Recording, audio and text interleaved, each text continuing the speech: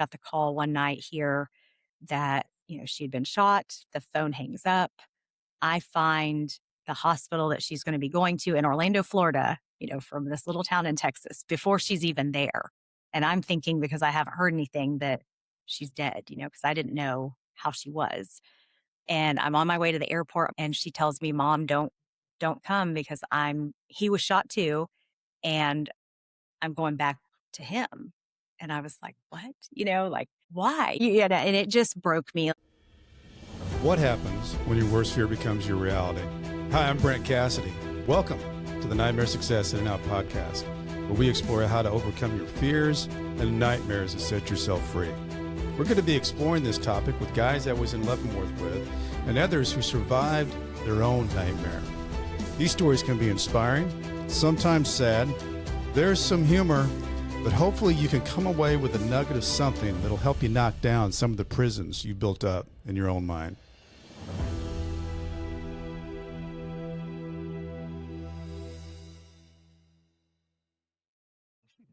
All right, welcome back, Nightmare Success and Out listeners. This is where you come for what happens when your worst fear becomes your reality. How do you adapt, survive, overcome, set yourself free? And folks, don't forget to follow, subscribe, like this thing up, share it out, comment. It's a huge help, and I really appreciate that. So who are we talking to today? Well, we're talking to Julie Howell, Dr. Julie Howell.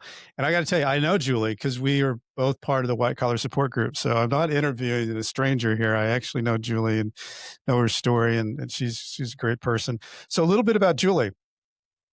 Life doesn't usually change in a single moment.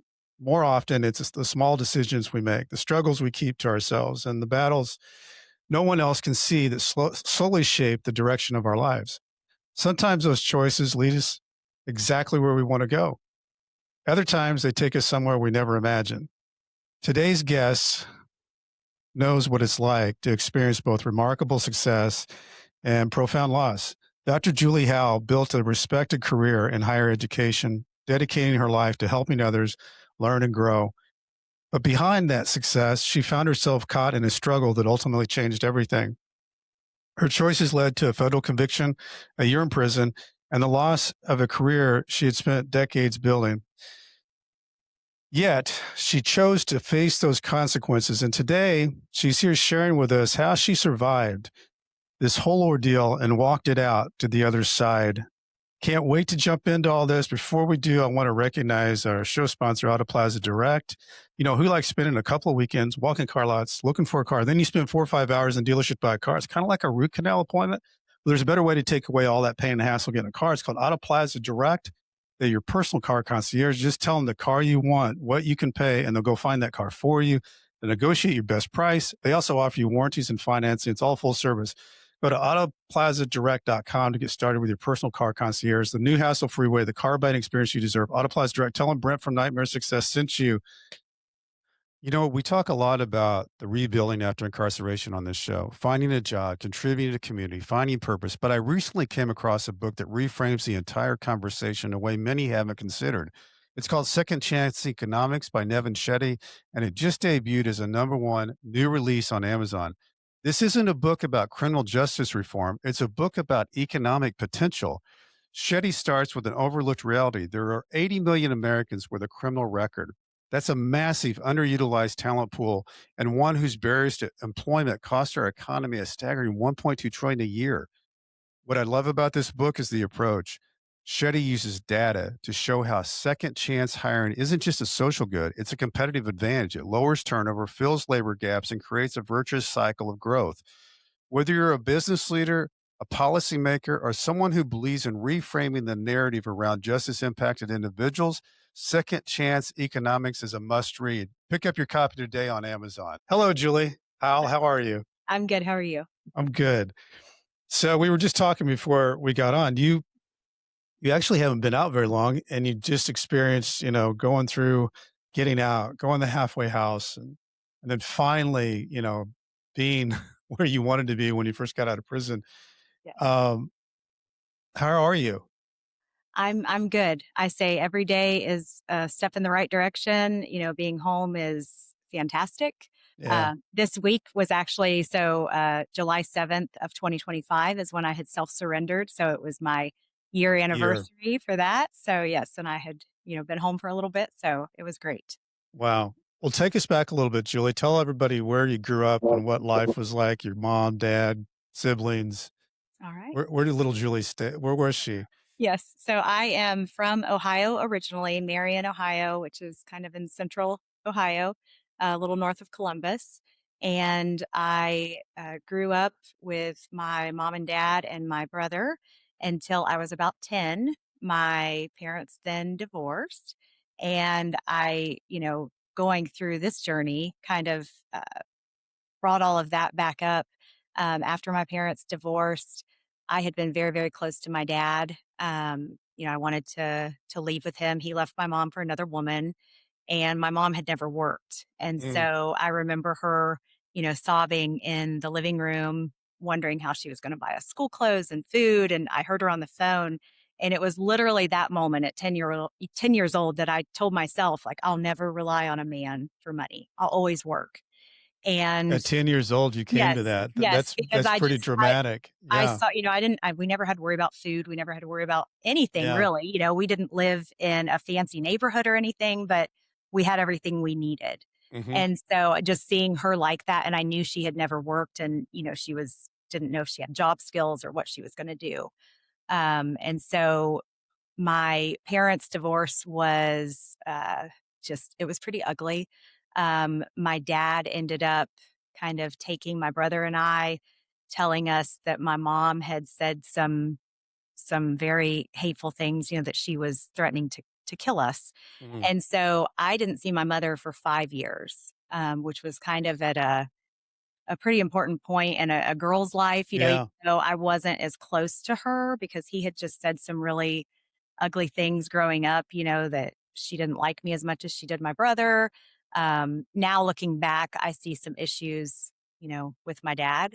I don't have a relationship with my dad anymore. I've, just kind of cut that off for my own peace. Mhm. But growing up, it was just a little That tumultuous. seems traumatic, Julie. Yes. I mean, Yes. that seems very traumatic. I have 3 daughters. Hmm. I can't imagine. I mean, even today, Right. they Yes. talk all through the day. Yes. Um, Yes. and I just can't imagine from your standpoint, you had this mom and, you know, pitting, moms or pitting kids against their mom and dad is just the worst. I mean, Yeah. when you were telling that, my mom and dad stayed married for a long time. They got a divorce later when the world crashed, but they would get in these really bad fights, and they would ask us who we wanted to go with. And it was like, what do we do? Right. But Right. at that age, you're so confused on Yeah. that whole situation. I just can't imagine then Now, him topping it off with saying some really bad things about your mom. yeah, and my first stepmom was not a good person. She had 2 children, so, at that point, I'm 11 and 12 years older than these siblings. Mhm. So I felt the need to, like, help take care of them. My mom and dad I had never seen them drink alcohol ever, growing up, and then my dad developed a very bad alcohol problem. And my first stepmom, had one as well. So there were lots of concerns with, my siblings and my brother was super close to my mom. So, we were juggling all of that. But it really guided, the path that my life took because he would take us to CPS, Child Protective Services, and they would ask us in front of him, Mhm. do you want to get out and see your mom? And, he had coached us the whole way to say no. And I Mhm. remember sitting there thinking, if they would just talk to us, not in front of him, Yeah. we could say something. And so, fast forward years later, when I'm here in Texas, I learned about CASA, which is a court appointed special advocate. And I did that for 8 years because I thought if I had had someone like that when I was that age, my life Yeah. could have been very different. Um, I realized all this through this federal case journey because I kind of blocked it as a kid and I was like, other kids had it worse. I'm not going to whine and cry about my Well, childhood. that's one of the things I was gonna ask you, Julie, because I mean, that seems very traumatic what you went through. Mhm. And then you're in those years, teenage years. Um, What were those years like for you? Was it a blur or It it was it was hard? I, I fell in, I guess, with a boy, kind of my first real boyfriend. He was much older than me. I was 15, he was 23. Yeah. And, I had just started seeing my mom again. So I know now, after we've talked years later, she was very careful. She didn't want to make me mad or anything. She didn't want to not see me again. And I was a straight A student. I was a good kid. I didn't really get in trouble. But I just fell in love with him and decided that I wanted to be with him. And so I moved out at 15 and started working because I had promised myself, I wasn't going to rely on him, but I wanted Mhm. to, I think, just get away from life a little Yeah. bit. Unfortunately, he was a bad alcoholic and very abusive. So I actually swore into the Air Force during my senior year of high school. And I was married the summer before my senior year. So I got married before I To a graduated. totally different guy. No, to my first husband. Yeah. And so he was just he changed throughout our relationship. And I swore into the Air Force. And a few weeks before I was supposed to go to basic training in Texas, shockingly, I found out I was pregnant. And Wow. so that just kind of changed everything. We stayed together for a couple years. He did better a little bit, but he had a lot of mental health issues and the alcohol issues. And so we split. There was just a lot of drama with that. You know, How old would you have been then, Julie? Because there's a couple of years went by. Would you have been like yeah, I 20? was, 20, almost 21. And Okay. I remember, protection orders and just the list goes on of all of these court orders because he just was, not right. He needed Yeah. some help. But I met someone else eventually. And the day after we got married, my first husband committed suicide. Wow. So on my honeymoon, I get a call, and my mom, thank God he brought my daughter to her, and he went back home and um, committed suicide. Wow. And That so, is really, I mean, you just yeah, let out a lot of it, information. I can't eh, from that time period, from 10 to 20 to 22 years old, you really lived through a lot. yes, yes. And my dad, he's married to his fifth wife now, and they've been together some time. But during that time, he had a few wives, and it was all just a lot of drinking, a lot of alcohol, a lot of uh, abuse, not from him, actually, from a lot of the women, but he got, pulled over for drinking and driving.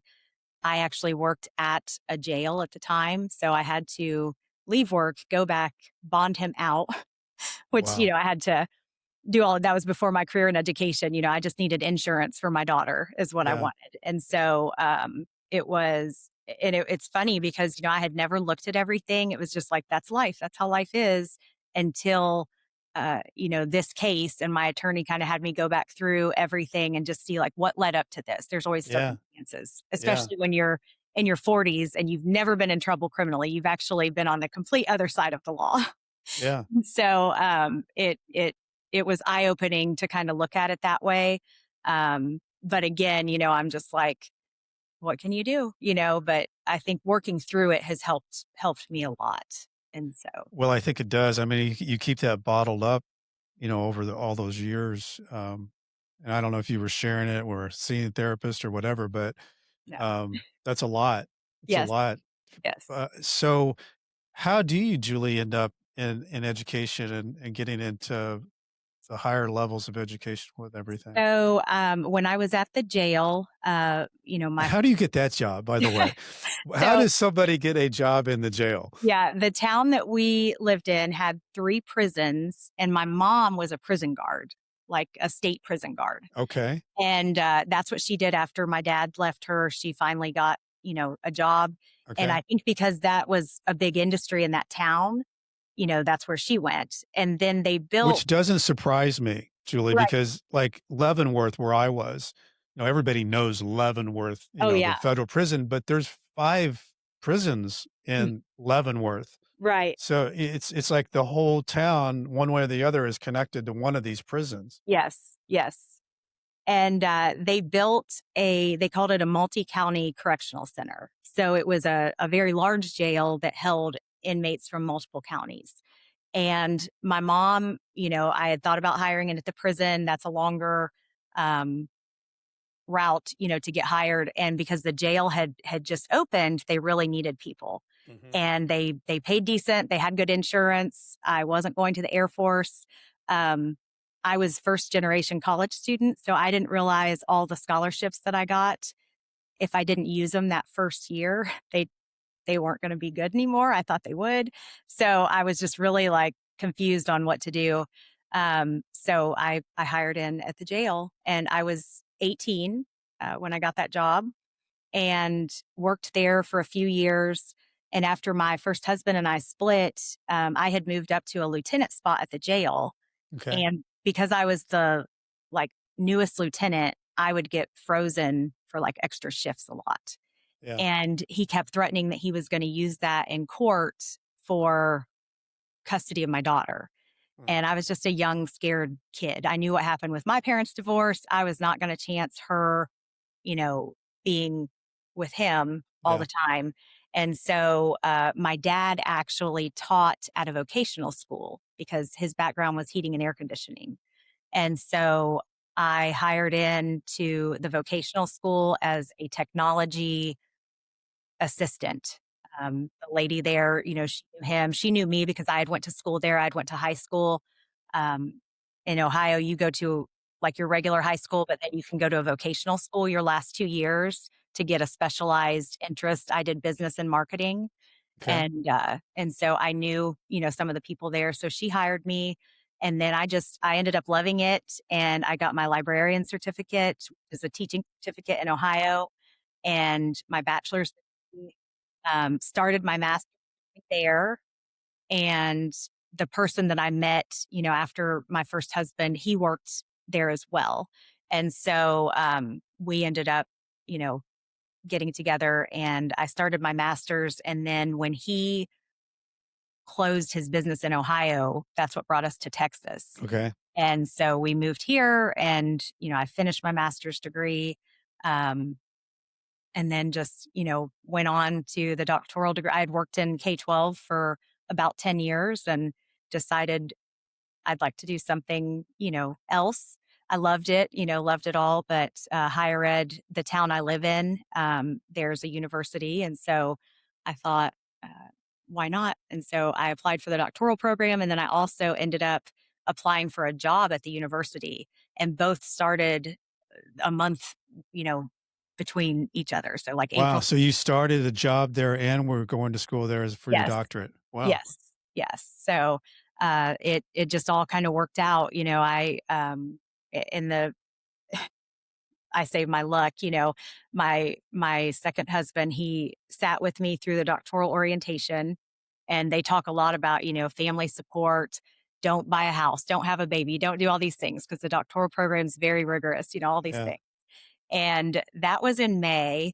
And by December, he was moving out to go live elsewhere because he had been having an affair for some time with his boss's daughter. So, who was our friend? Her and her husband were our friends. Oh man. So, I've got this new job that actually pays less because I just wanted to get, my foot in the door. Yeah. I had taken a pay cut, but he made decent money. And, so it was like, oh, everything's great. We had just built, I say our dream house, but, a very Yeah. nice house. His son, who I had raised, was a senior. My daughter was 14. And it was a mess. Julie, I can't imagine. I mean, you're just getting everything set up again. Yes, yes. Everything seems like it's exactly how you It want was it to good. Yeah, be. like after closing a business and moving across Yeah. country, and, my mom was here. She was helping with the kids, which was great, because he was gone a lot with work. I worked a lot. Did that come as a shock to you that that whole thing that he was having an affair and you guys were I had friends and suspicion. I mean, it came as a shock, like when I originally had suspicions, and then he yeah, kind of made me think I was crazy. right. But when you know, and Yeah. so it definitely, I just sat there and and I remember him saying, good luck finishing school when it got a little ugly. And so there was no way that I was not going to finish. I was not taking any Yeah. semesters off or anything. And so I finished. I got a faculty position at the university and just worked, my way up that way. My daughter, had my second husband ended up adopting her because her dad had committed suicide, and so when we divorced, my second husband and I, she did call him dad, Yeah. but she had started developing some of the mental health issues that her biological dad Mm. has. Okay. And, she's 14, so she's really kind of testing the waters. Yeah. And he actually used that as an excuse as to why he cheated, because he said that he was stressed about her. The And so he pressure. talked to Yeah. this girl, about it. And it was ridiculous. But he didn't stick around. Like he left and left his son with me as well. So, which I had raised him and I was fine with Sure. that. But it was Yeah. just ironic, like, his son wanted to live with me as well. So I kept, both of them. And she just continued to have, unfortunately, discipline issues because she didn't want to take medicine. Mhm. She was in and out of mental hospitals. Um, the crisis in the United States for mental health is just horrible, but especially for children. And Mhm. I had good insurance, Mhm. but they would, put her in a facility if she was suicidal or saying things, ideation, things like that. Um, they wouldn't really do the tests I think that they needed to do. They would just medicate her up and Mhm. then send her home because they'd say insurance only pays for so much. And so within a year, she was in 12 different facilities. Wow, Julie, And that's a lot. during that time, unfortunately, she became violent with me at one point, and the police were called, and I didn't want to press charges, but they took the case. And so she was put on probation, but then she just kept, doing little things. And she ended up serving a year in a juvenile, it's like a detention center, like a jail for Mhm. kids. And it's about 45 minutes away from where we live. I went every weekend, usually both days, and visited her. I thought everything was going to be great when she got out. She was 16 and a half when she got out. Mhm. And she actually just met more criminals in there, I think. Yeah. And it Yeah. got, she was smarter when she got out about like criminal activity. Yeah. And so after she got out, by this time, I was with my current husband. He's a law enforcement officer, and so he was a lot of help with her, and talking to her and trying to guide her and things. Of course, she's a teenager, so she doesn't want to like anybody. Right. And Nobody he knows has what they he has right. two younger girls, so I kind of started. They were 4 and 6 when we got together, Mhm. and we're blending very slowly because we were both recently divorced. We didn't want to rush anything, but we were just good friends and trying to kind of lean on each other. But when she came home, I thought it was going to be great. She just kept messing up because she was on like a probation after being released from that facility. And then when she was almost 17 is when she was pulled into sex trafficking. Oh, And no. so this is the point that, I had bought a house on my own, a very nice house. I had a good faculty job. My husband's a law enforcement officer. Everything is going really well. And she's not really getting in trouble at this point. Mhm. She's talking to boys, she's very pretty. She lost a lot of weight from the weight gain, from her medications and Mhm. things. And so we watch it on camera. My husband and I were at shopping and he said, "Where is Mercedes going?" And I was like, "I don't think anywhere. Why?" And he said, "She has a bag. She just got into this car. We have cameras." And yeah, we ended up finding out these two guys from Houston drove almost 5 hours to come and pick her up with a cop car in the driveway. And this is in a, I'd say, middle to upper class suburban neighborhood, I mean, and because there's just so many stereotypes with this Yeah. thing. Yeah. And I ended up working directly with the FBI, and, we found her. It was just over a week that she was trafficked in Houston, and they were arrested. They're now serving federal prison time. We gave them the videos. I had to go online and find her on social media. I created fake accounts. That was back when Backpage was still up and running. And I remember just being floored about how many young girls were on these pages, and you could Mhm. tell they were drugged. And then I looked at the messages because I had checked her phone, so people are always like, be a better parent, Yeah. do this, do that. Well, I'm a technology professor. So I was checking everything. But the Instagram account that I have the password for, when she hands me her phone, is like, I'm her friend, there's nothing on there. Well, there's a second account. Mm. And at the time, there was no app or anything to figure out, are they logging into another account, Right. And so I mean, not perfect by any means, but I felt like I was doing everything.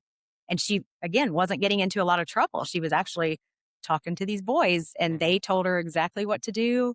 Kind of pretended to be a boyfriend, one of them, and coaxed her out, said they were going to, take her shopping and stuff, just spend the weekend with us.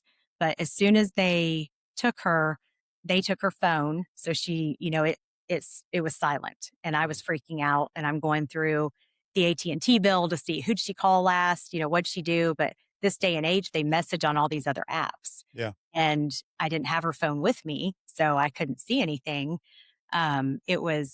It was awful, but I just got into, I guess, that like mad mama, scared Yeah. mom mode, and started looking for her because we couldn't figure out, like, who are these people? Did she run away?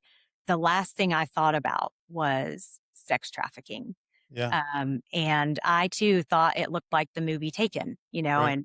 and that was it. And it doesn't. It looks so different, and it's in so many different areas. It's in your backyard. So when How was she when she got home? she was just almost 17. Yeah. And so, and I thought when she got home that this was going to be like the change that she needed. Yeah. Unfortunately, like, nobody wants to go through that, but I thought this will be what gets her to maybe have a Yeah. good path in life. And it was the opposite. What I thought was, she went back to that world. And in my mind, I'm like, she's wanting to be a prostitute. And like, how do you Mhm. say that about your kid? Right. But she's choosing this at this point. And by this time, she was 17. Things were okay for a little bit. But once she turned 17 in the state of Texas, you are legally, for criminal activity, an adult. They won't Mhm. do a runaway or anything at 17. My husband's law enforcement, so he knows these things, and so Mhm. I'm like, what? So she kept going back into that world, and I I chased this kid all over the United States. She ended up in Florida at one point, and that's when in the jail there she got an advocate, and this lady is just such a blessing. We've become great friends. And she's the one who really talked me through how these girls are brainwashed, and they think this is their only worth. They Mhm. think that they're making all this money. And I mean, she told me one time, in an argument that, Mom, I'm doing what you do for free. I'm making money, and I'm like, one, how can you say that? And two, you're giving it to these men, and you're not, and you're, look what you're doing to your body and all of these things. And I mean, it was just a nightmare. And while she was in Florida, she met someone who, she called her boyfriend, but he was doing the same thing. He was having her sell her body Mhm. and do these things and telling her what to do and when to do it. And they got shot, both of them. I got the call one night here that, she had been shot. The phone hangs up. I find the hospital that she's going to be going to in Orlando, Florida, from this little town in Texas before Mhm. she's even there. And I'm thinking, because I haven't heard anything, that she's dead, because I didn't know how she was. And I'm on my way to the airport. I'm going to fly to Orlando. And she finally, they tell me she's there, and they tell me she's going to be okay. She finally gets to call me. I'm still driving because we live almost 2 hours away from the airport. And she tells me, "Mom, don't come because he was shot too, and I'm going back to him." And I was like, "What?" Like, Mm.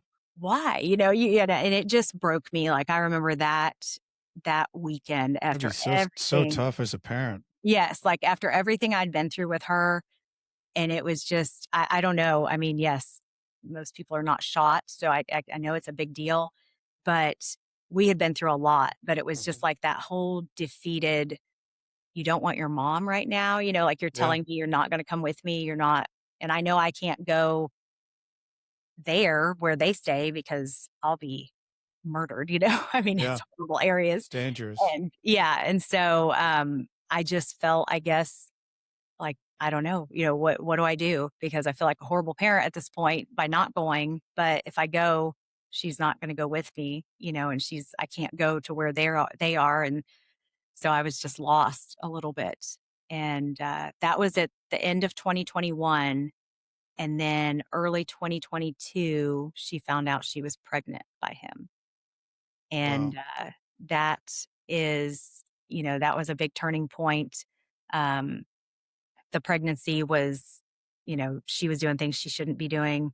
Yeah. They were fighting. It was awful. She finally moved back in with me. She came here a couple months before she gave birth.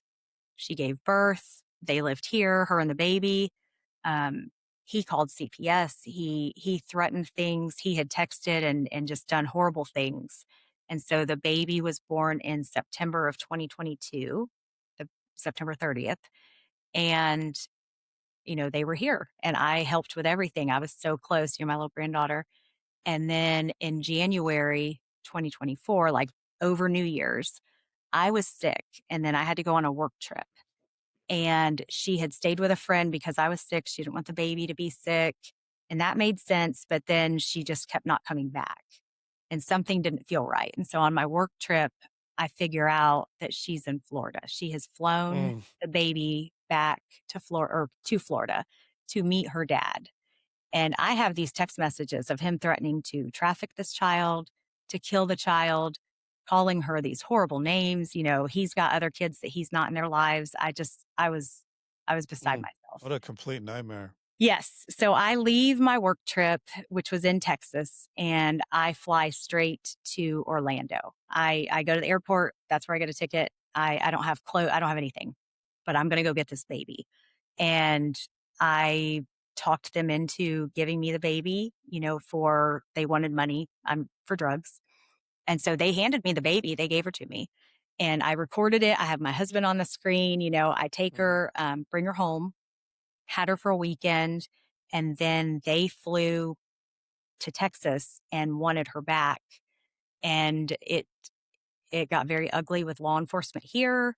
Um, it was just not a good situation and it wasn't handled properly. CPS admitted that later. Uh, Mercedes' dad, my ex-husband, got involved at this point. Lord beknownst to me.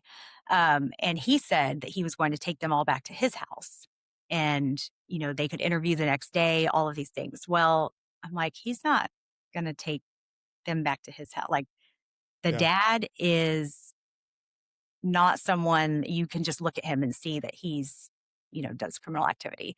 They both looked very high. Their eyes are red. And that's why I'm telling the police, like, we're never going to see this baby again if I give her yeah. up.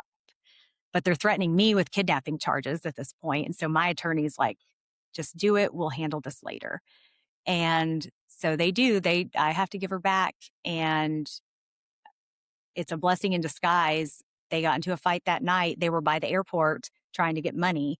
And because my ex husband dropped them off, he was like, no, you're not going to my house. He dropped them off somewhere.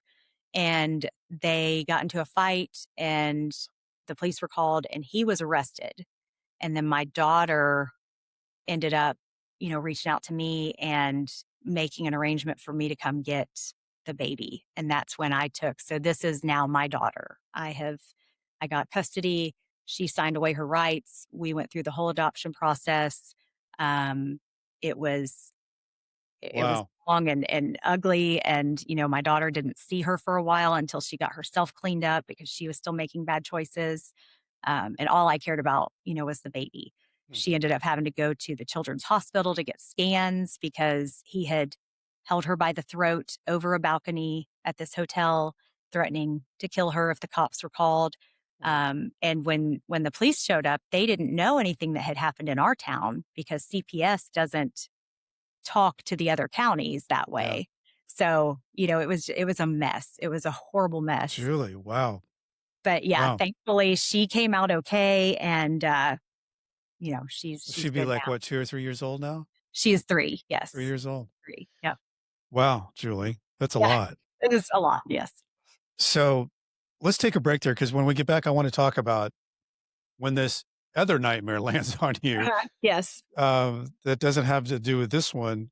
Um, Folks, I want to share with you a powerful and moving new book you won't want to miss. My Name is Saffron: Voices, Silenced, Stifled, and Taken Away by author Saffron Gustafson. This isn't just a story, it's a journey through resilience, survival, and reclaiming your voice after being silenced for far too long. Saffron's story takes you inside the hidden struggles, the pain, and ultimately the triumph of refusing to be defined by circumstances. As Saffron was putting the finishing touches on her book, the prison she had just been released from, Federal Dublin FCI, was permanently closed because of sexual abuse of the women prisoners. If you've ever wondered what it takes to rise from the darkness of places, to find your truth, and to speak it boldly, this book will inspire you. Pick up your copy of My Name is Saffron today, available now on Amazon or wherever books are sold. Trust me, you'll be moved, challenged, and changed by her story. So, a lot of people don't like how they show up online. Many individuals think there's no hope when it comes to managing your reputation on Google. There is hope. It's called the Discoverability Company. That can help you whether you're building a reputation from scratch or repairing search results after a negative news story. Discoverability can also help you how you're portrayed on popular AI services like ChatGPT. To learn more, visit discoverability.co. It's not .com, it's .co. Listeners of Nightmare Success can take $100 off with coupon code Nightmare Success. The Nightmare Success podcast is sponsored by the White Collar Support Group, the world's first support group devoted to people navigating the white collar criminal justice system. I'm a member of the White Collar Support Group, and I can tell you this is a bunch of people who help each other through the criminal justice journey for free. Whether you're just starting your journey or you've made it through to the other side, this is great space for you. You can join us on Zoom Mondays, 7 p.m. Eastern Time. For more information, go to prisonist.org. It's prisonist.org. Okay, Julie. So you're handling all this craziness in the world, and then um, and that's in 2024. When does your nightmare land on you at your work? So it kind of began a couple years before Okay. when I mentioned that my daughter had been shot. Yeah. That weekend I went, and we have been to the casino several times. It was never anything major. We've been to Vegas, all sorts of Yeah. things. But I went to the casino and I just went, me and my husband, we had Hmm. plans to go with friends. And because I just wanted away from everything, like I didn't want to think about Kind of anything. like an escape. Yes, Yeah. and I, have loved slot machines, but very, very specific about, I take this amount of money, I'm not gonna lose anymore. And I did that weekend. I didn't lose any more than I thought I would, but I just remember in my mind, it was like, I don't wanna do anything. Like, this is an escape from reality, and I'm not a video game player or anything. It's not even about winning the money, it's more Yeah. about, like, playing these games and Yeah. just escaping, which sounds Yeah. crazy. Yeah. But that became, I guess, my escape. And so this was in 20, after she was shot at the end of 2021. So COVID was still around. And I had been involved in multiple community service, activities and organizations, but we had went a lot online. We still weren't doing a whole lot of in-person stuff. Okay. So my nights and weekends looked a lot different. And I guess it just gave me more time to I chose to go to the casino. Hmm. And, there was no problems. I mean, I was, spending extra money that, we had, whatever. It got worse and worse, as it went. At work, I think I used to pour myself into work, and Hmm. work was a little stressful. I had uh, a new position. My boss actually passed away. one of my faculty members passed away, somebody I was really close to. Things just kept And changing. I mean, we haven't talked much about it. You had a really great role, Mhm. um, really respected person at the university. I read all the background stuff. I mean, Yeah. you Yeah. had your life in that world was really good. I had worked, my way up. I started as staff in the technology department Yeah. and then, got a faculty position, um, got tenure, after the 5 years being in an assistant professor role. I was publishing. I actually had at the time the most grant funds, external grant funds in the college at the time. I had won, an award for service. Um, I had been moved into administration, so I was the director of teacher education, over all the teacher certifications and things. And then in 2021, had been moved into a department head position. So I Yeah. was over, educational leadership and technology, which housed at the time the only doctoral program that the university had. We had a lot of changes in leadership. I loved my job. I It's really amazing that you were able to do all that. I guess you have to compartmentalize, but Yes, to do as well as you did within your job and dealing with what you've just told us about what was going on with your daughter and right. trafficking and the shootings and the granddaughter. I mean, I just can't imagine all that just happening and then having to also keep it together. So it kind of makes sense to me, Julie, that you had to escape somewhere. Yes, yes. And so this casino thing, you said it continued to get worse. Did you feel like, because I've talked to different people that have had these uh, like an addiction, Mhm. it becomes an addiction to gambling. Right. Um, did you feel it, or did it just all of a sudden just come on you like, oh my gosh, here I I am. think looking back, I so I've always stayed away from, drugs and alcohol. I Yeah, drink, socially, but I yeah. stay away from alcohol if I'm stressed because of what I saw my dad go through. Hmm. Um, and so looking back, there were times where I saw, do you have a problem? It's all over the casinos, when you go to the Yeah, little thing. yeah. And I could answer those questions how I wanted to. My bills are paid, my kids are taken care of. Hmm. I didn't have the little one at first, and so my stepdaughters were older. The casino that we were going to was more like a resort, and so we would even take his girls. Sometimes they had a bowling alley, an arcade, Yeah. all sorts of stuff, and then they treat you really nice when you're spending money there. Sure, absolutely. And so I could answer those questions where it didn't look like I had a problem, Hmm. which I should have known. I'm a pretty smart person, I think. But I've never dealt with an addiction on my own, of Yeah, my own. And so I was like, people have hobbies. This is my hobby. I yeah. just making kind of excuses. Did Then you and your husband talk about it at all? we didn't, we Yeah. got really, really lucky, because he was going a lot too. Okay. Um, But the agreement was like, you don't go to the ATM, we take this amount of money, that's what we spend, period. And that is what we did for a long time. And Yeah. we got really lucky. Yeah. Like we were That's winning. good. Right? And I remember him saying, like, this is better than off duty security for him, it's paying better. Mhm. And for me, I would tell him, yeah, it's great, the extra money, blah, blah, blah. But for me, it was just more getting away from life. Mhm. Like, I Mhm. just wanted, because he would come up to me and ask, like, why are you playing 10 cents? You're not going to make anything on that. Mhm. Well, because I just want to play. I didn't really care about hitting, Mhm. yeah, it's fun to hit a jack, but like, then your machine locks up. And this is when I realized I had a problem. When I lowered my bet to the point that it couldn't hit a jackpot, because anything over $1,200, your machine locks up Okay. and they have to come unlock it. So you can't play. And I knew in my head then, which I still lied to myself, I kind of made it a joke, Mhm. but that's when I realized this is a problem. Like, you're Mhm. like the kid that won't come out of his room, won't go to school, won't take a shower, won't do anything, and I knew I wouldn't go to dinner a lot. I wouldn't go to the concerts. They're free. We had suites and things. I went to Yeah. some of the stuff, but a lot of times I would tell my husband no. And that was kind of our joke. He would go and socialize. He had friends, he met bartenders and things. And I went to just get away. And he Mhm. called it my stress relief, Yeah. but I had had like a consulting company that I had done some work with, other universities and things with. Um, and I started originally, it started by I was in charge of some different areas at work, and one of the faculty members had a stroke, and there were not speakers set up that I thought were. And so I'm not going to throw somebody under the bus that just had a stroke. Right. So I took care of it, and I used my company. And I know that that is not right per, the A&M policy and Mhm. ethically, and it's not anything I'd ever done and wouldn't do, but it was in a bind and I did it, and essentially paid myself.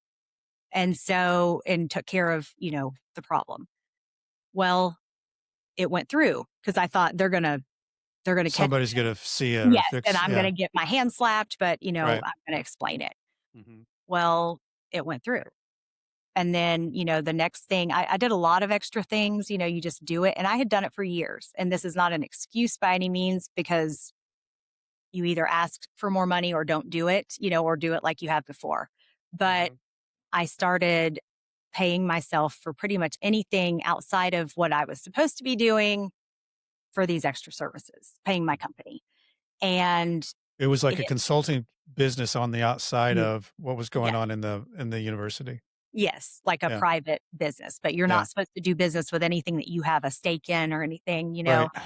And, I have the letter from the evidence, once everything came to light. Um, there was just a lot of people didn't pay attention. There were not audits being done. It just went through. And, they were my credit cards and it was, going through the system, but nobody was catching that like it's tied to my phone number or tied that I'm the owner of the company or anything like that. And so it was caught in 2024. They turned my cards off and I started getting questions. And of course, I've never been. Did you feel like, Julie, because I'm just trying to like figure out how, did you feel like at that time that this was all interconnected with your escape to the gambling part? Was it? It I didn't connect it then. I Yeah. mean, I don't know. I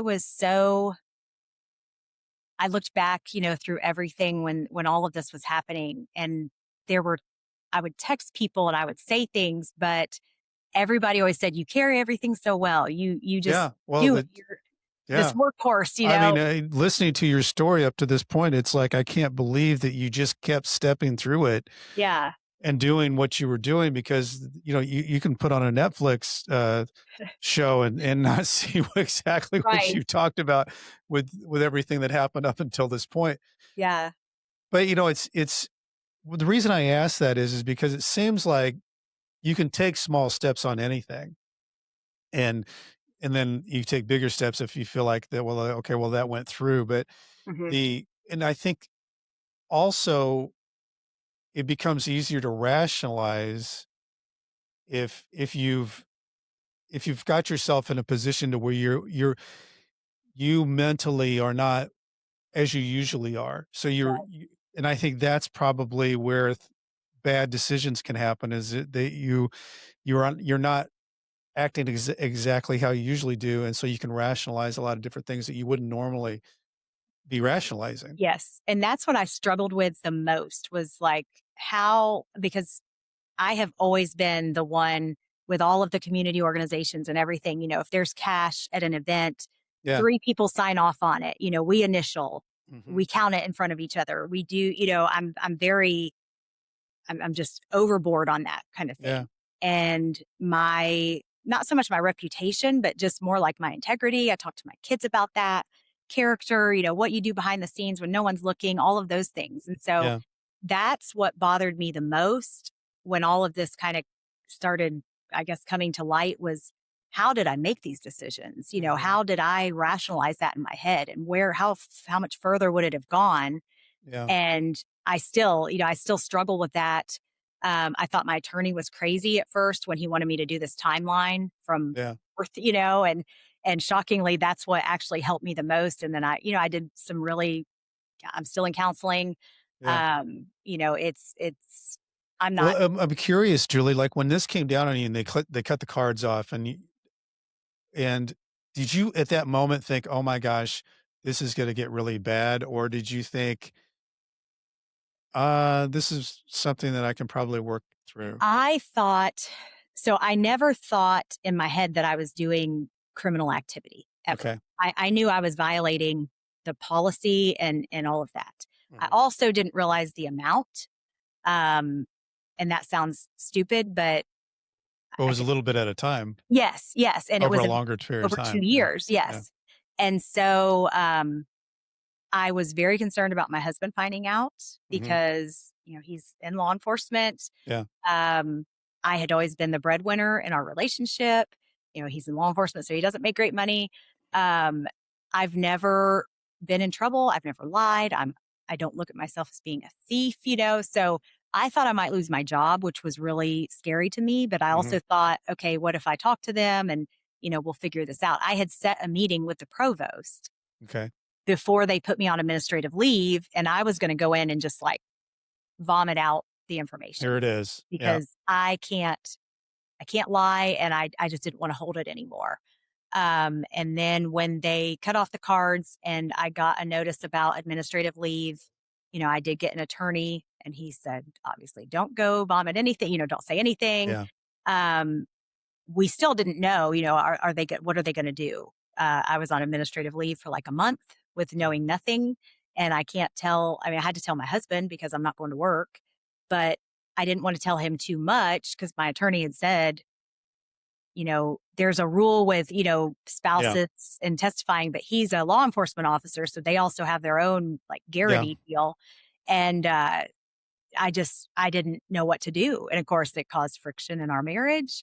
Yeah. Um, my mom's here. I have just adopted this child. She's not even 2 yet. Mhm. The adoption actually went through on February 14th of 2024. That's when it was finalized. And I my cards got cut off in April of 2024, and then I went on administrative leave in May. And Okay. so, for that month, I was trying to You're kinda figure out. living on an island by yourself. Yes, yes, and I mean, there are some ugly, sad, scary Google searches Yeah. because I was in a place, I still wasn't doing counseling. I still Yeah. hadn't really admitted to myself that I had a problem. Yeah. Um, I was just, I don't know, spiraling is all I can say. I mean, I remember really not caring besides Kalani, and it's sad to say this, Kalani is my little granddaughter, now daughter. I thought in my head, like, I don't care if I live or die, and I had never had those thoughts before. Yeah. And so that was a little scary to me. And I mean, I Googled, is a child better off with a dead parent or a parent in prison? Mhm. And, I was Google searching everything. What helped me the absolute most was finding the white collar support group. Unfortunately, that wasn't until a little later. But, Yeah. my case started. All my friends, everybody at the university, I'm sure they were told not to talk to me. I couldn't talk to them during the investigation. I couldn't have any contact with anybody. Yeah. And So you felt then, isolated. yes, and then there are these uh, press releases going out. We live in a small town. I don't even know that there's a newspaper anymore, but there's like a news source. And Mhm. so it went out that I was under investigation by the FBI, which I had just been told there was an FBI agent assigned.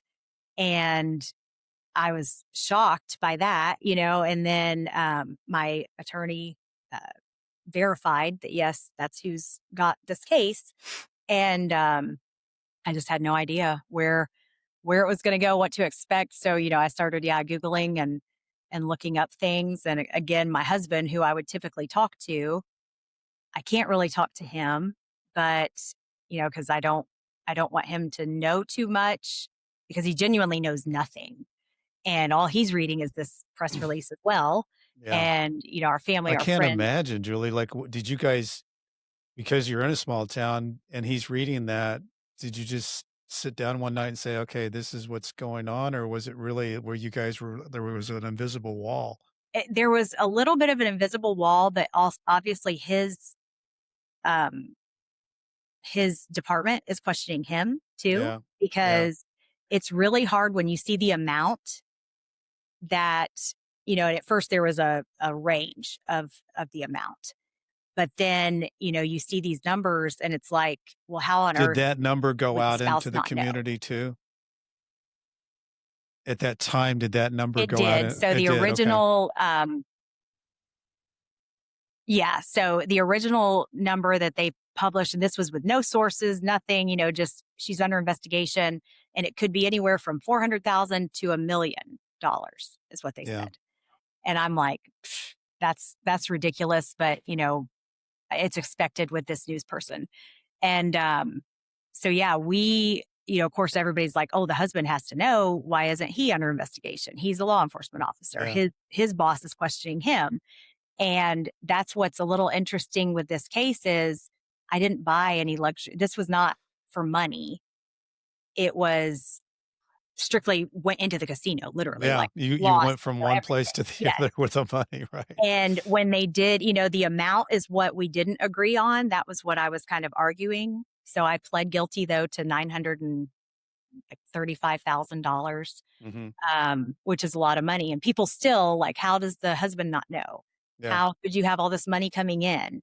And I remember in my proffer meeting, telling the FBI agents because they really were looking at him too. It had Mhm. gone to the public uh, corruption And office. they were investigating, yeah. Yeah, they wanted him, it seemed like, more than me. Mhm. And I told him, I'm like, look at the cameras. Yes, we go to the casino together, but I went a lot on my own towards the end as well. Mhm. I said, and if you ever see me at an ATM, he is not with me. I have Mhm. probably texted him to make sure he's nowhere around. And that's when I go to the ATM because we come downstairs with a specific amount of money. That's the only money he spends. He'll go to the bar, he'll go watch Mhm. a movie, he'll go to bed, he'll do sit, whatever. I sit at those machines and play. And then I'll go to the ATM, which he doesn't know about. He didn't know I had even a company. He knew I did like work with some other universities, but he didn't know the intricacies of it. Yeah, We're not first marriage for each other. We don't have joint bank accounts. I mean, they yeah. obviously did all their due diligence and saw that, he genuinely had no clue, no Mhm. idea. I think it's a little more difficult when there are luxury items, like if I was pulling up in a new vehicle Sure, or something, yeah. but this was all just sliding through. And you look at the size of these casinos and yeah, you can go to an ATM. I mean, they're hundreds of thousands of square feet, so like he's nowhere. Sometimes he's upstairs. And then I was also going by myself sometimes. And Yeah, so, he had no idea. But the conversations we were having, because he's getting questions from everyone and he's reading this press release and he's just beside himself because he can't believe that this has all happened, I mean, right? he said not perfect by any means, but like I'm this angel that has, been involved with all of these organizations and all of these things. And, he was involved with a couple of community organizations too. So then they were questioning all of those. They audited all of those, which I was thankful for because there was Yeah, I was not just stealing money to go gamble. I mean, I was not doing what I should have been doing. I was, paying for things that should have been done differently. And it's not an excuse. It's not, I don't minimize anything, but it was, the way things are written up sometimes, and the truth behind it is oh, yeah, I mean, the talking indictments that come out, they make people sound like monsters, yeah, and there's always, regardless of what happened, there's usually a story of how it happened and why it happened, and, in this and case, it's not very hard to figure out, Julie. You lived a life where the facade was is you were this perfect, attractive, accomplished, professor, Doctor Julie Howell, and but you were still dealing with all these different things, and then you found this escape.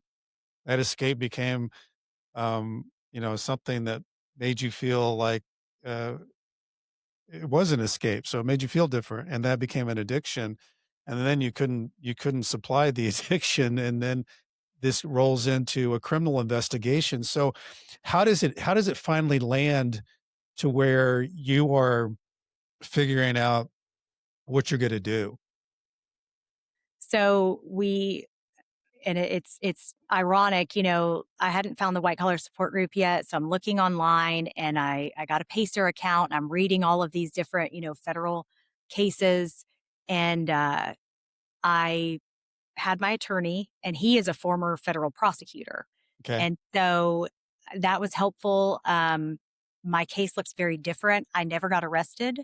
I They did an information, and so after our proffer, I didn't know, they didn't say anything. So from May, I was placed on administrative leave. They did allow me to quit in lieu of termination in June of 2024. Okay. We didn't really hear anything until November of 2024. And that's when they came back with this, what I thought was crazy number. And they said, you were paying yourself, and they found the gambling records, Hmm. and asked pretty much, and my attorney, I hadn't really even talked to him about the gambling because at the time I wasn't Yeah. linking it, Yeah. and the number was way, way more than what I had told my attorney I thought it might be. Hmm. And I had stayed off of the system because I was scared half to death to go look at anything to get a number, Yeah. and so then that was in November. We found out, like, they're looking at a charge for this amount, but we don't know what charge, it could be anything. December is when I had a proffer meeting. The only thing I knew about a proffer was from the movie Molly's Game. Yeah. And Right. so, It's a good movie. I'm looking that up, and my husband, who, still knows little, but he's telling me if this came to his desk, he's an investigator, it would Mhm. be a civil lawsuit because, Right. they're paying you for services. Yeah, you didn't do it right, blah, blah, blah, but he's also deals with stateside. Federal is very different. Yeah. So this was a learning curve for both of us. And after the proffer, they wanted a plea deal pretty quick.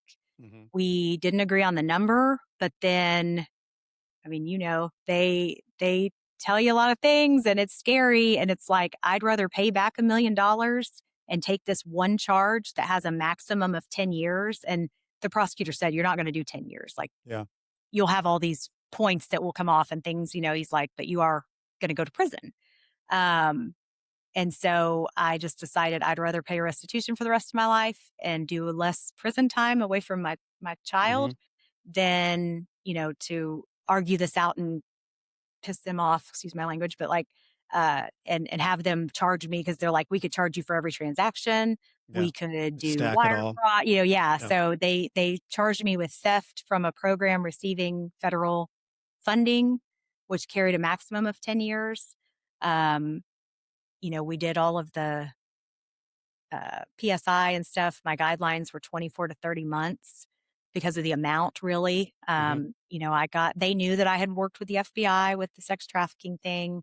Um, I don't want to say they were nice. They were compassionate about that part of Hmm. things, uh, but talking to others and hearing what others have gone through, mine definitely went faster and probably less. The FBI never raided my house. There were no assets. Yeah.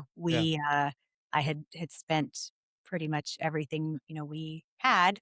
And so it was not as difficult on my family. My kids didn't Hmm. have to see anything like that. Yeah. But I signed a plea deal and went to my initial hearing in February of 25, and then sentencing was in June, and then I self-surrendered in July. So, July 7th or it was whatever you said that was a year. just So, over a year, yeah. yeah. So, Yeah. Julie, um, what was it like for you and, going through all that? I mean, you went through so much, and then you find yourself walking into a federal prison, which is a place that you would have never in your wildest dreams thought you were going into. As far as preparation goes, because, we all try to prepare for this, it's a crazy thing. I Yeah. remember it's like trying to get online and look and see, like, what do the bathrooms look like? What does the living quarters look like? It's so hard to find in federal. Yeah. But how did you feel mindset wise walking into prison? I had come to the realization, so when he sentenced me, he gave me 12 months, and Mhm. he made a point, and he said, "Not 12 months in a day." So I knew from the white collar support group, like in my mind, I guess I was just like, oh my gosh, I'm not going to get any time off. I'm going to Yeah. do the full year. Like that's why he did this. Yeah. And so, I'd found out later that night, no, I don't get the good time credit, but I still get First Step Act and all of Hmm. that. So I had it in my head that I would be there until at least January, February ish. And it's a camp. Um, I had prepared, my mom actually moved in with my husband to help with my little one. I had left, Google folders of how to do anything and everything at the house. I'm Yeah. very like, just Right. automatically prepared. And but for me, I was still being really hard on like I felt like I needed to be punished Hmm. extra just in any way. Like I didn't put anybody on my visitation list. I told my family I didn't want my daughter coming there. I said, we'll do video visits, but I don't want anybody coming. Yeah. I wanted to serve like as hard of time as I could make it on Make it myself. hard on yourself. I just felt, I stopped reading the comments online, but I just felt like I'm a fraud. I'm a hypocrite. I had to have a talk with my stepdaughters who I've been in their lives, for Hmm. 13 years and tell them, that I did this and I made this mistake, but it doesn't change that you should still worry about your character and integrity, things like Yeah. that. I just had to, I don't know, just change everything. And so going in, the first day was okay. It was that night when they pulled me into a prayer group and I just started sobbing because my biggest problem the whole time, I mean, I was going to miss my stepdaughters. They're teenagers though, and they go Oof. do their thing, and they knew that I was going to be home and they could talk to me and things. But Kalani, I had not been away from her for more than a night ever. Yeah. And having to send her to daycare that morning, knowing that I was going to not see her again for several months was Yeah. like heart wrenching. Yeah. And so, but I was there and on my third day, I got to talking to a girl who oversaw the puppy training program, and she had me apply, and they hired me. So I got a job that was not in the kitchen and not a Yeah. typical job. It actually was going to pay a little better. Plus, you have a puppy in prison. I say I've been on our Humane Society board for years and a big animal advocate. So it was I told my roommate then, like, I don't want to say comfortable because it's prison, but I can do this, for the rest of my time. Yeah. And I was there at Bryan for just under a month when Ghislaine Maxwell got moved. Yeah. That was And big news. yes, and that's when she got moved and a reporter reached out to me and I thought, and I still think he found my Facebook posts because I did a lot of advocacy for sex trafficking after my daughter went through what she did. Yeah. I spoke at a lot of events, Hmm. talked to a lot of people, and I posted about things. Hmm. And then I did make a post about self surrendering to Brian just so that people knew where to write, because Hmm. a lot of people had asked questions. Yeah. So he reached out to my husband and asked how I felt about her being there.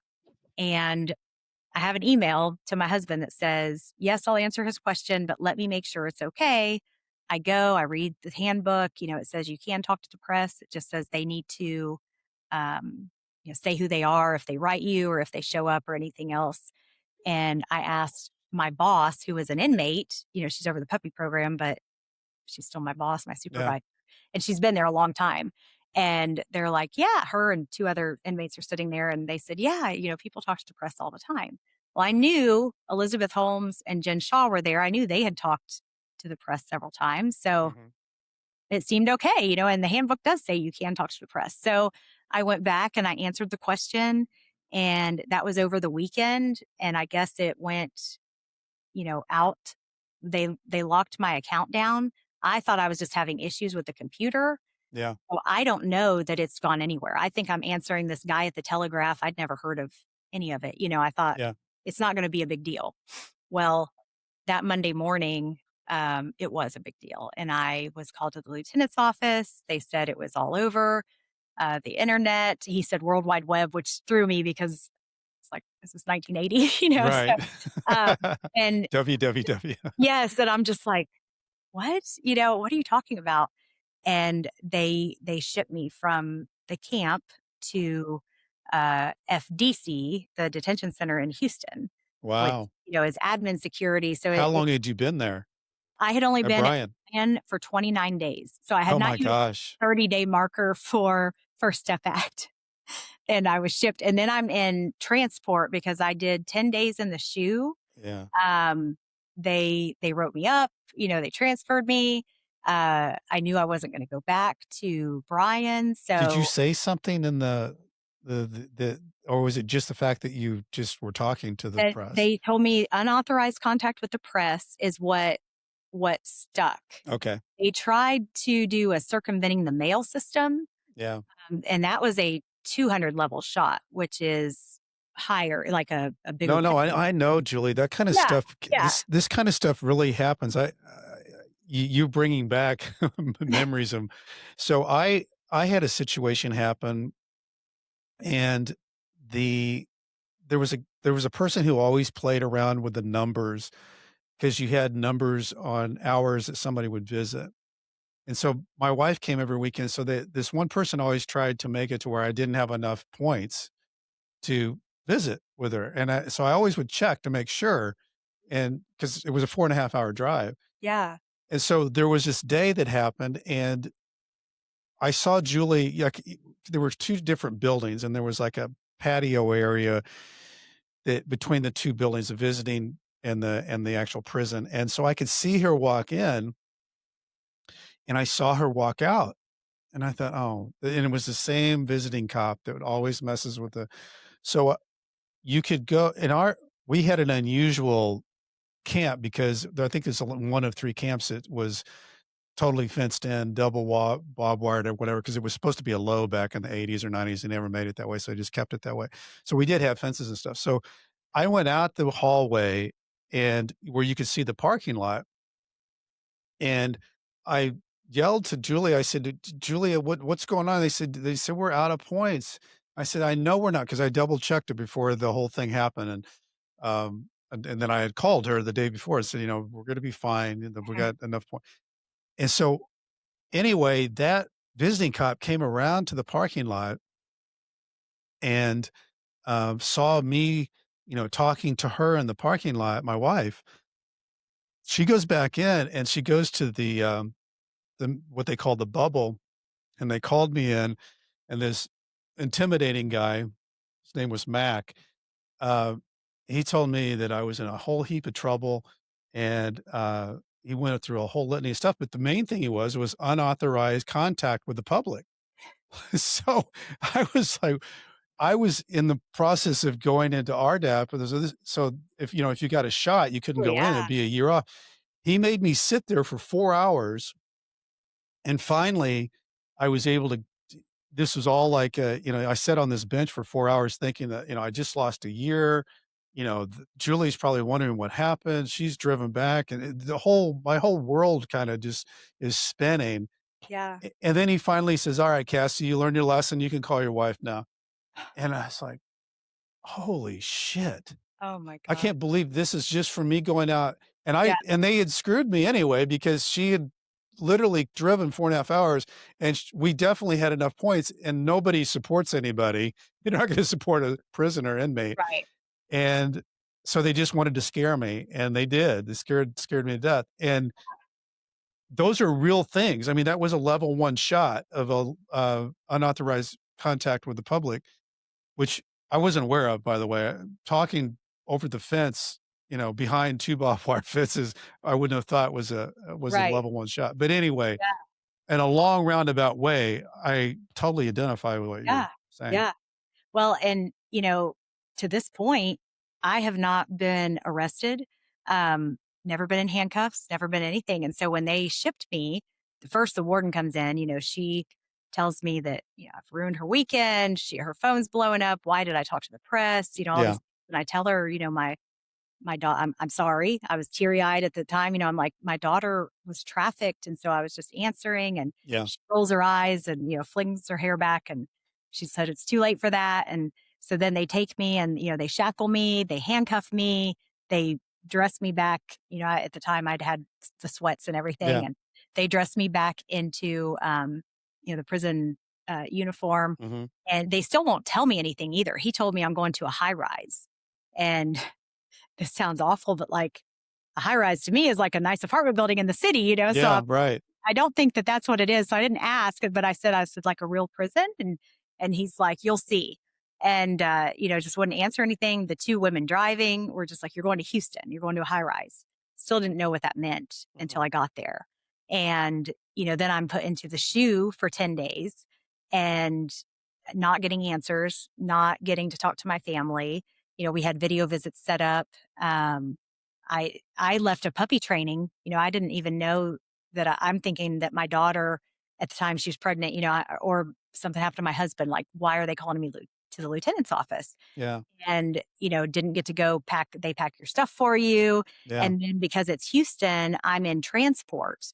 And when my attorney finally got a hold of somebody in central office, and then I was released from the shoe and I was, moved down, which was scary because I've been at a camp, which was, Mhm. This they is were pretty different. welcoming. And yeah, this is very different. But, it was okay. There's also men in this facility. We're not with them, but you can hear them. They stand at the doors and just watch for anybody. Um, you you are handcuffed, in the shoe, you're handcuffed all the time. Mhm. And then when they bring you down, you have to face the wall. It's just very different than the camp. Yeah. And so, I go in there and I still don't have any email access. And I had went through the discipline hearing and he gave me a like loss of commissary and email, but he Mhm. suspended it because he didn't think that it was kind of ridiculous and I'd already done 10 days in the shoe. So I was frustrated. I'm like, I still can't email. I can't email my attorney, nothing. And it turned out that the warden at Bryan had encumbered my email, which I didn't even know what that meant, but like I couldn't email anybody. They ended up, pulling that off. I was going to have to wait for transport to find out where I was going to be rehoused, all of these things.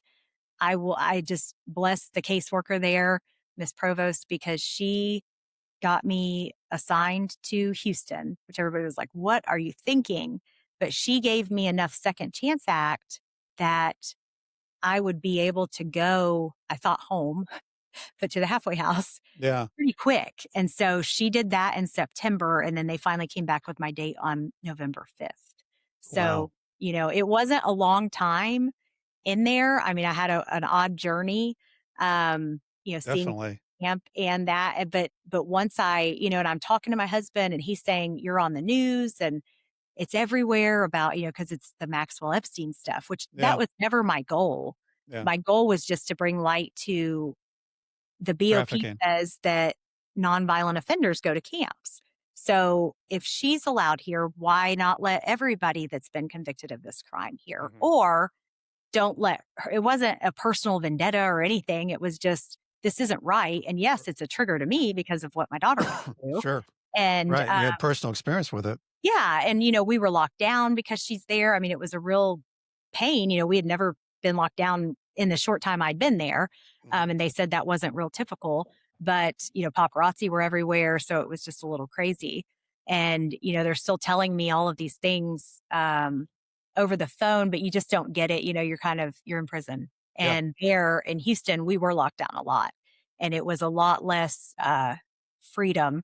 Yeah. So, I didn't get to talk as much. I didn't get to, have the contact the same way. And, not till I finally got out. But people wondered, like, why would you want to stay in Houston when you could go to a camp? Yeah. But I was doing the math and it's like all these days to transport, then to Yeah. You'd get be better off. then to do a team meeting and all of these things when this I'd rather stay here for a couple extra months and just get through this and get to leave. And, Yeah. I And thought, you already know it. The other yes, thing is that everything is the unknown. So that everything that you get to that's the known, you kinda are that's like a security blanket. yes, You don't know what this transport's gonna be like. You don't know if they're right. gonna hold you up somewhere in Oklahoma in some, the Oklahoma for place that's horrible and you just get lost in the system. I mean, that whole diesel therapy thing is real. People get Yeah. lost in the system Yes. in traveling as a prisoner, and it's not something that you wanna just test out. Yeah. And with a shorter sentence, I'm in there with girls who have years, tens of Mhm. years, Yeah. but because my sentence was fairly short to begin with, I'm like, I didn't hit my 30 days until after they designated me to Houston because when you're in transport, those don't count. And so I had hit that 29 days. So I still hadn't earned any First Step Act. Mhm. And I was like, if I push this out, I'll still be in transport status Yeah. and I'll have less time off, So I was really doing the math and thinking about just getting back to my Getting feet. out. Yeah. I'd rather, suffer. I mean, Houston was not great, No. but I at least knew it too, and it was like, Right. I'm here. Like you say, yeah, if Yeah. you know something, the knowing, the unknowing is definitely, It can be a lot worse. Your mind makes out so many things in your mind that it's yes. usually not as bad as your mind makes it out to be. And you, like you said, you knew what this was that you were living in. Mhm. So Julie, you get to the point where you're getting close to getting out. What are you thinking about getting out? I was very nervous. I'm thinking I'm going to go home, but my husband was really trying to prepare me because he had talked to the halfway house and they were Mhm. giving him this May date. I'm like, no, that's the date on the BOP site, but um, we were still, I mean, it's just, what am I going to do for work? Yeah. What am I going to do? Around town? Like, how am I going to face people? Because I had really been pretty much a hermit, for Mhm. the last year Yeah. uh, during the case. I went to things I had to go to. It was just very different than being involved in every community activity. I was a chamber ambassador and Yeah. did all of these things. And so our lives had changed a lot. And, unfortunately, we had to file bankruptcy due to everything happening. So, I was coming home to literally just like a fresh kind of start, Mhm. but also from scratch. And I just kept wondering about work, really. I wanted to see my family. I wanted to make sure, my daughter was okay. I knew she was, everybody rallied around her. She had my mom and, her and my husband. Um, Shockingly, you know, right before I had to self surrender, my daughter, my 26-year-old, told me that she was pregnant again Oh, wow. and by the same guy. So that was a whole Mhm. another thing we dealt with. But this event, like I said, I've always been the one that everybody came to, that fell back on. Yeah. When she finally didn't have me, she stepped up and she has a very good relationship with Kalani now. Kalani's only 3, so she's not old enough to Oh, know. that's great though. I always said that I would tell her it's obvious she's mixed race. My Yeah. husband and I are white. So, people know, but she did. She stepped up and she helped. Her and my husband even have a better relationship. Uh, it just kind of was a blessing in disguise for a lot of reasons, like relationship wise within the family. Yeah. And I did get a job, in Waco. I commuted there for a little bit and now I'm working, here in town from home a lot. Um, it's not what I was doing, but it's also just a whole different journey. And I feel like there's a purpose for it and, everything happens for a reason. I'm thankful in a way that, it did happen because I don't know where else, that whole how was my mind making those decisions and Yeah. where would it have gone? What else would I have done? Yeah. And so, because I quit, I do the Gamblers Anonymous, I do counseling. I am a little disgusted to even think about going gambling. Because of what it's done to my family and Yeah. everything. And so I hope that that stays. I know that addiction's not just an easy turn it off, turn it on thing. So I'm very, very careful. But, I hope that this was just one of those things that I had to go through and get through, and there will be a purpose and I'll figure it out, later. Well, I feel really confident about everything, Julie, that you've got going forward because, you're smart and you've been able to withstand and survive so much from a 10-year-old all the way through. Um, and you'll figure it out. And I think there's something too that happens as you go through and the number of things that you've gone through, you're you do gain a certain confidence that, "Okay, I can adapt and survive that. Right. I can adapt and survive that." And, Right.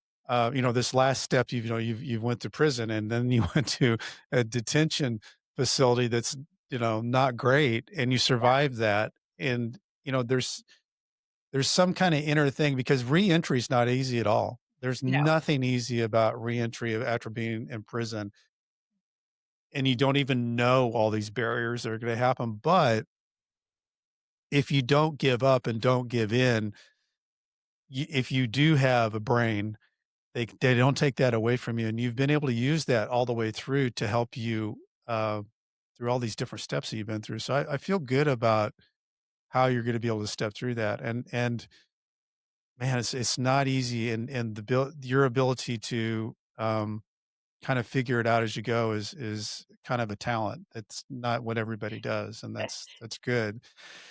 What Julie, if I was gonna ask you what you think your biggest takeaway is through this experience, what do you think it is?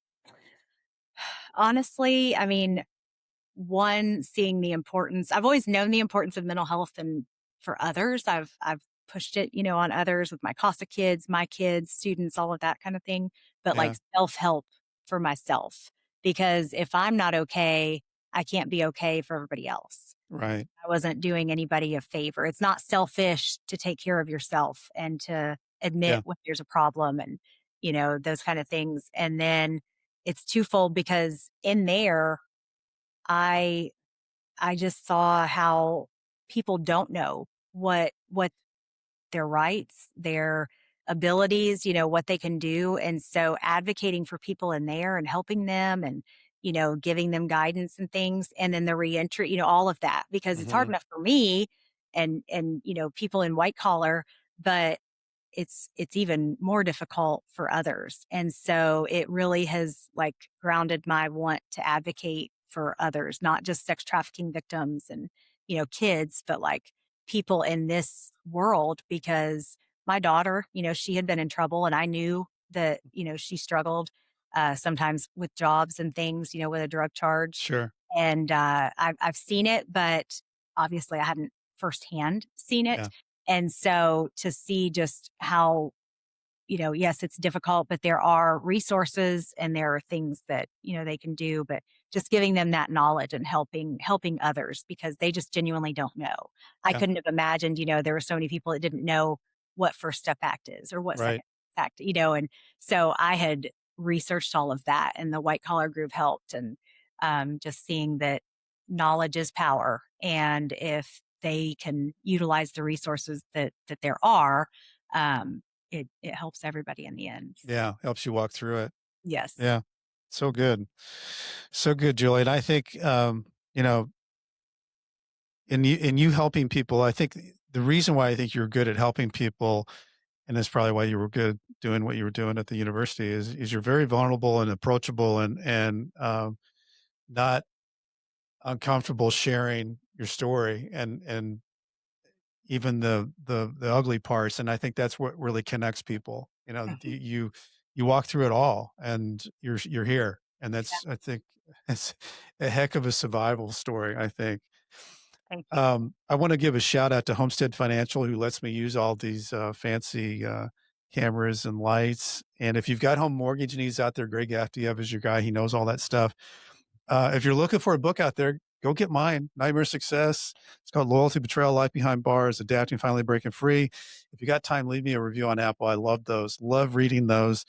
Go to brentcassidy.com if you want to find out what I'm doing. I spell it wrong. I spell it with a TY, not a DY. Or go to nightmaresuccess.com. It's a cool website. And as I used to say to my people when I was writing my emails back and forth from Leavenworth, stay strong, and I'll do the same. Julie, Hal, I wish you the best of luck. You are a true, strong survivor, and I wish you the best with everything.